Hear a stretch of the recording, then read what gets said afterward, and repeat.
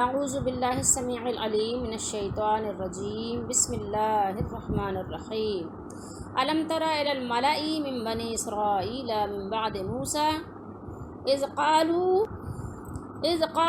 لنبی لهم ابعث لنا ملکا نقاتل فی سبیل اللہ قال هل عصیتم ان کتب علیکم القتال الا تقاتلوا قالوا وما لنا الا نقاتل فی سبیل اللہ وقد اخرجنا من دیارنا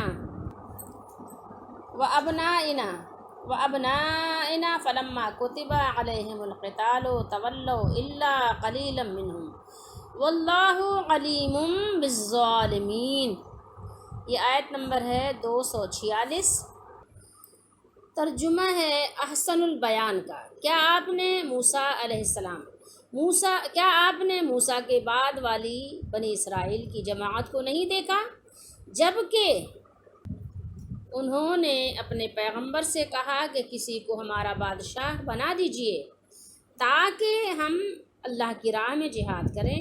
پیغمبر نے کہا کہ ممکن ہے جہاد فرض ہو جانے کے بعد تم جہاد نہ کرو۔ انہوں نے کہا بھلا ہم اللہ کی راہ میں جہاد کیوں نہ کریں گے؟ ہم تو اپنے گھروں سے اجاڑے گئے یعنی نکالے گئے ہیں اور بچوں سے دور کر دیے گئے ہیں۔ پھر جب ان پر جہاد فرض ہوا تو سوائے تھوڑے سے لوگوں کے سب پھر گئے، اور اللہ ظالموں کو خوب جانتا ہے۔ یہ ملائی جو یہاں پر ہے الملائی، الہ کی وجہ سے یہ ملائی ہوا ہے، تو یہ جو اصل میں ہے اس کا کیا مطلب ہے؟ یہ ملا یملؤ باب فتحہ سے ہے۔ تھوڑا سا بتا دینا ضروری ہوتا ہے تاکہ سمجھنے والے اچھی طرح سمجھ جائیں۔ یعنی اس کا معنی ہے، لغوی معنی پر کرنا، بھرنا، ٹھیک ہے؟ جیسے ہم فل ان دی بلینکس میں بھی کہتے ہیں نا، تو یہ اس طرح سے یعنی بھرنا سے ہے۔ قوم کے سردار بھی اپنی ہیبت اور رعب سے آنکھیں بھر دیتے ہیں، اس لیے ان کو ملاؤن کہا جاتا ہے، ٹھیک ہے؟ ایک چیز تو یہ ہو گئی۔ اور ایک بات یہ ہے کہ کسی قوم کی یعنی ملائی کسی قوم کے ان اشرافیہ یعنی جیسے ایلیٹ کلاس آپ کہہ لیں، ٹھیک ہے، سردار اور اہل حل و عقد جیسے مسائل جو حل کرتے ہیں ان کو کہا جاتا ہے، جو خاص مشیر اور قائد ہوتے ہیں، جن کے دیکھنے سے آنکھیں اور دل رعب سے بھر جاتے ہیں، ٹھیک ہے؟ یہ بات ہے۔ علم ترا سے ابتدا کر کے موسیٰ علیہ السلام کے بعد بنی اسرائیل کا ایک عجیب قصہ ذکر کرنا مقصود ہے کہ جب ان کی بزدلی اور ترک جہاد کی وجہ سے انہیں ان کے وطن سے نکال دیا گیا اور ان کے بچوں اور عورتوں کو لونڈیاں یعنی خادمہ، غلام بنا لیا گیا، تو ان کے ترک جہاد کی وجہ سے ان کے سرداروں نے وقت کے نبی سے درخواست کی کہ آپ ہمارے لیے ایک بادشاہ مقرر کر دیجئے تاکہ ہم اللہ کی راہ میں کیا کریں؟ لڑیں۔ نبی کو ان کے مزاج اور عادات کا اندازہ تھا، پتہ تو ہوتا ہے نا اپنی قوم کا۔ جیسے آج کی قوم ہے تو کون نہیں جانتا کہ ہماری قوم کتنی بزدل ہے، ہماری قوم کتنی لالچی ہے، ہماری قوم کتنی دنیا پرست ہے۔ تب اگر کسی کو بتایا جائے تو کیا معلوم نہیں ہے؟ کیا سب کو معلوم ہے، سب جانتے ہیں، سب کو اندازہ ہے، ٹھیک ہے؟ تو یہی بات ہے، تو اندازہ تھا۔ انہوں نے کہا اچھی طرح دیکھ لو یعنی سوچ سمجھ لو، جب تم پر قتال فرض ہو گیا تو تم نہیں لڑو گے۔ انہوں نے کہا ہم اللہ کی راہ میں کیوں نہیں لڑیں گے جب کہ ہمیں ہمارے گھروں سے یعنی جو کہنا چاہیے کہ بڑی جذباتی انداز میں بہت جوش و خروش میں کہا کہ کیوں نہیں لڑیں گے، ہم اللہ کی راہ میں کیوں نہیں لڑیں گے، ضرور لڑیں گے جب کہ ہمیں ہمارے گھروں سے اور ہمارے بیٹوں سے نکال دیا گیا۔ تو آخر نبی کا اندازہ جو تھا وہ درست ہی تھا، درست نکلا۔ لڑنے کے لیے چند لوگ ہی رہ گئے، ٹھیک ہے؟ کیا ہوا کہ لڑنے کے لیے چند لوگ ہی رہ گئے، مگر اللہ تعالیٰ نے جہاد میں استقامت کی بدولت ان کو بھی فتح عطا فرما دی۔ اللہ تعالیٰ نے ان لوگوں کو فتح عطا فرما دی۔ اس سے ترک جہاد کا نقصان یعنی وطن اور سلطنت سے محرومی اور اہل و عیال کا دشمن کی غلامی میں چلا جانا بیان کرنا مقصود ہے، اور اس کا علاج بھی یہ کہ کھوئی ہوئی عزت جہاد کے بغیر کسی صورت دوبارہ حاصل نہیں ہو سکتی۔ اس سے یہ بھی معلوم ہو رہا ہے کہ مسلمان اگر اپنا وطن حاصل کرنے کے لیے لڑیں تو یہ بھی جہاد فی سبیل اللہ ہے، کیونکہ زمین پر کفار کے قبضے سے اللہ کا کلمہ کیا ہوتا ہے؟ کیا بلند ہوتا ہے؟ نہیں، سرنگوں ہوتا ہے۔ اللہ کا کلمہ سرنگوں ہوتا ہے۔ ویسے اللہ کا کلمہ تو بلند ہی ہے، کسی کے سرنگوں کرنے سے سرنگوں ہوتا نہیں ہے، لیکن ایک بظاہر جو آج صورتحال نظر آ رہی ہے کیا ہے؟ کہیں پر اللہ کا کلمہ بلند ہے؟ نہیں، ہم کفار کی مرضی پہ چل رہے ہیں، جو وہ نظام ہمیں بنا کر دیتے ہیں ہم اس پر چلنے پہ مجبور ہیں، جیسا وہ کہتے ہیں ہم ان کی باتوں پر عمل درآمد کرنے پر مجبور ہیں۔ تو ایسا کیوں ہے؟ کوئی وجہ ہے اس کے پیچھے نا؟ تو کیا یہ کلمۃ اللہ بلند ہو رہا ہے؟ ہم بلند کر رہے ہیں؟ یہ تو سب ہمارے دل کے تسلی کی باتیں ہیں کہ قرآن پڑھ لینا، قرآن مجید کا ترجمہ پڑھ لینا اور لوگوں کو تبلیغ کر دینا، یہ صرف طفل تسلی کے مانند ہے، بس کچھ نہیں۔ جب تک جہاد نہیں ہو، جب تک کہ مسلمانوں کا یعنی کہنا چاہیے کہ بول بالا نہ ہو، یہ باتیں کوئی مطلب قابل حیثیت ذکر نہیں رکھتی، یہ سمجھنے کی چیز ہے۔ لیکن بہرحال ہمیں جہاں تک حکم ہے، جو حکم ہے، ہم جس لائق ہیں ہمیں چاہیے کہ حاضر رہیں، بس اتنی ہی بات ہے۔ تو مسلمانوں کے قبضے سے اللہ کا کلمہ کیا ہوتا ہے؟ بلند ہوتا ہے۔ جب مسلمانوں کا قبضہ ہوگا تو اللہ کا کلمہ بلند ہوگا۔ کچھ نادان کیا کہتے ہیں؟ ان کو بار بار اس بات کی یعنی یقین دہانی کرواتے ہیں کہ یہ جہاد نفس کے خلاف جہاد ہے۔ یہ بیچارے ان کی نادانی اور ناسمجھی کی بس کیا مثال دی جائے، کیا کہا جائے۔ جہاد نفس کے خلاف اگر ہے تو پھر یہ قرآن میں یہ کون سے جہاد کی بات ہو رہی ہے؟ حدیث شریف میں کون سے جہاد کی بات ہوئی ہے؟ اگر آپ جہاد نہیں کرو گے تو آپ پر جہاد دوسری طرف سے مسلط ہوگا، جو کہ ہے آج۔ دفاع کرتے رہو، ٹھیک ہے؟ دشمن تو آپ کا دفاع کرتے کرتے کرتے دشمن آپ کے ملک کے اندر گھسا ہوا ہے، کرتے رہو دفاع۔ اب گھروں میں بیٹھ جاؤ تالے لگا کر، کرتے رہو دفاع، دیکھو دفاع سے تمہارا مسئلہ حل ہوتا ہے؟ تم امن کی جو ہے وہ بجاتے رہو بانسری، بھائی امن امن امن، ہم امن چاہتے ہیں، ہم امن، آپ امن چاہتے ہیں، دوسرا امن نہیں چاہتا، دوسرا آپ کو چاہتا ہے کہ آپ کو اپنی قوم میں داخل کر لے، ٹھیک ہے؟ اور کر لیا ہے، انہوں نے کر لیا ہے، آپ کو احساس ہی نہیں ہونے دیا۔ آپ پتہ نہیں کتنی قرآن مجید کی آیات کا انکار کر بیٹھے ہیں، آپ کو معلوم ہی نہیں ہے، کتنی احادیث کو آپ نے پس پشت ڈال دیا، آپ کو اندازہ ہی نہیں ہے۔ یہ آپ کیا سمجھ رہے ہیں؟ آپ کا مذاق سمجھ رہے ہیں؟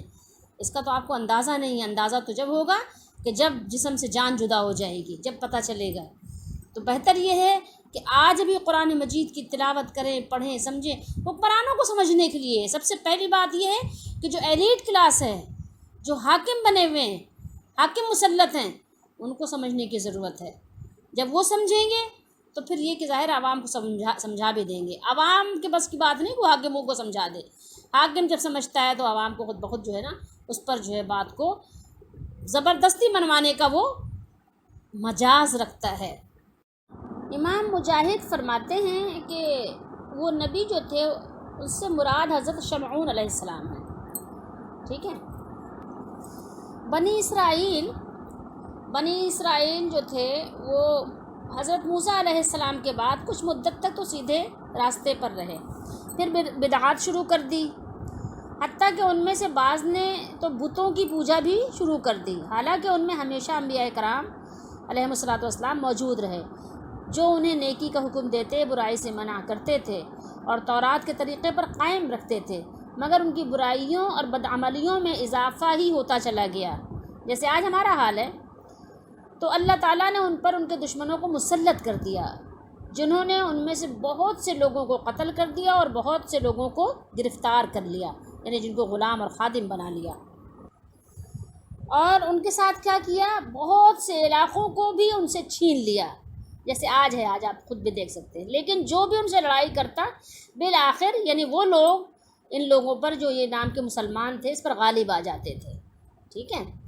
تو اب یہاں یہ بات ہو رہی ہے، قالوا وما لنا الا نقاتل فی سبیل اللہ وقد اخرجنا من دیارنا وابنائنا وہ کہنے لگے کہ ہم اللہ کی راہ میں کیوں نہیں لڑیں گے جب کہ ہم وطن سے نکالے گئے اور بال بچوں سے جدا کر دیے گئے ہیں، یعنی ہمارے وطن پر قبضہ کر لیا گیا ہے، ہمارے بچوں کو غلام بنا لیا گیا ہے۔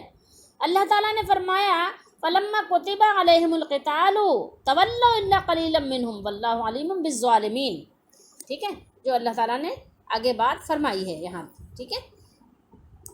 تو فرمایا لیکن جب ان کو جہاد کا حکم دیا گیا تو چند اشخاص کے سوا سب پھر گئے، اور اللہ ظالموں سے خوب واقف ہے، اللہ کو خوب معلوم ہے، یعنی انہوں نے جو وعدہ کیا تھا اسے پورا نہیں کیا، اور ان میں سے اکثر نے جہاد سے اعراض کیا یعنی منہ پھیرا، اور اللہ تعالیٰ انہیں خوب جانتا ہے، واللہ علیم، اور اللہ تعالیٰ انہیں خوب جانتا ہے، ٹھیک ہے۔ یہاں ایک چیز اور بھی غور طلب ہے، یہ کیا ہے؟ اذ قالوا لنبی لہم ابعث لنا ملکا، ٹھیک ہے، یہ ملکن جو ہے نا یہ لفظ غور طلب ہے۔ سب سے پہلی بات تو یہ کہ ملک صرف بادشاہی کو نہیں کہتے، ٹھیک ہے، یاد رہے، امیر کو بھی کہتے ہیں، سپہ سالار کو بھی کہتے ہیں، ٹھیک ہے، رئیس کو بھی کہتے ہیں، یہ ایک عام طور پر استعمال ہونے والا ایک مطلب یعنی لفظ ہے۔ اچھا، اس پر چلیں اس کی بات، اگر آپ بادشاہ بھی مان لیں تو اس پر بھی ہم بات کرتے ہیں۔ تو یعنی انہوں نے اپنے پیغمبر سے کہا کہ کسی کو ہمارا بادشاہ بنا دیجئے، یہاں ترجمہ ملک کا بادشاہ ہے اور کیا بھی جا سکتا ہے، اس میں کوئی حرج والی بات نہیں ہے، لیکن ایک چیز یہ ہے یعنی ہمیں ایک امیر اور قائد عطا فرما جس کے جھنڈے کے نیچے کھڑے ہو کر ہم جہاد کریں اور جنگ کا سارا انتظام اس کی نگرانی میں ہو، ٹھیک ہے۔ تو یہاں پر ایک بات صاف اور واضح سمجھ میں آ رہی ہے اس تصریح سے، کیا کہ یہاں ملک سے مراد سپہ سالار ہے، اور عربی زبان میں لفظ ملک رئیس اور امیر کے معنی میں عام مستعمل ہوتا ہے، ٹھیک ہے۔ ایک بات یہاں اور بھی غور طلب ہے کہ ملوکیت یا شاہی نظام حکومت کا مفہوم یہ ہے کہ رئیس حکومت مطلق جو ہے جو مطلق عنان ہوتا ہے نا، مطلق العنان بادشاہ ہوا کرتا ہے۔ اچھا، اس کے علاوہ کوئی بھی بادشاہ، کوئی بھی حاکم، کوئی بھی وزیر، کوئی بھی مشیر، کوئی بھی سفیر، کتنا ہی بڑا کسی کا کوئی عہدہ کیوں نہ ہو جائے، ٹھیک ہے، قانون سازی کا حق کسی کو بھی نہیں ہے۔ قانون کون سا چلے گا؟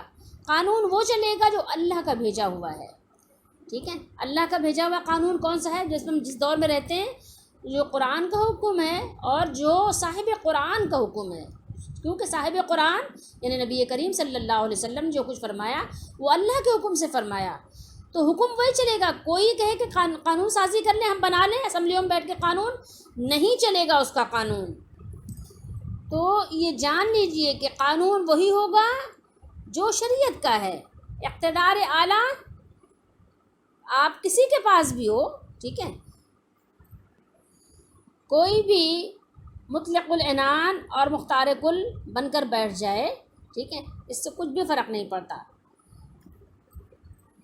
اور اگر آپ یہ کہیں کہ یعنی بادشاہی نظام، ٹھیک ہے، ملوکیت کا نظام یعنی یہ اسلام کا یعنی پسندیدہ نظام ہے، یا یہ قرآن اس بات کا یعنی یہ بیان کر رہا ہے، قرآن دلیل ہے یہ آیت، تو آپ اس سے یہ اندازہ لگائیے کہ یہ واقعہ بنی اسرائیل کا ہے، ٹھیک ہے، اور جو کچھ انہوں نے کہا قرآن نے اسے بیان کر دیا ہے۔ اس سے یہ بات ثابت نہیں ہوتی کہ قرآن نے ان کے اس مطالبے کو پسند کیا ہے اور مسلمانوں کو شاہی نظام اختیار کرنے کا حکم دیا ہے، بلکہ ایسا نہیں ہے، ٹھیک ہے، ایسا نہیں ہے، یہ آپ جان لیجئے۔ یہ قرآن پچھلی باتیں بیان ہو رہی ہیں، اور ہمارے لیے وہ نظام دیکھا جائے گا جو ہمارے نبی صلی اللہ علیہ وآلہ وسلم نے اسی قرآن کی روشنی میں ہمیں مقرر کر کے عطا فرمایا ہے۔ کوئی بادشاہ ہو، حاکم ہو، محکوم ہو، کچھ بھی ہو، سب اللہ تعالیٰ کے حکم کے پابند ہیں، سب اس کی شریعت کے پابند ہیں، سب اس پر عمل کرنے کے پابند ہیں، اپنی مرضی چلانے کا کوئی بھی پابند نہیں ہے، ٹھیک ہے، کوئی آزاد نہیں ہے۔ تو اس لیے ہمیں قرآن مجید کی آیات کو سنت نبوی صلی اللہ تعالیٰ علیہ وآلہ وسلم کی روشنی میں سمجھنا چاہیے۔ اللہ ہم سب کا حامی و ناصر ہو، ہم سب کے ایمان کی حفاظت فرمائے، ایمان پر خاتمہ نصیب فرمائے، آمین۔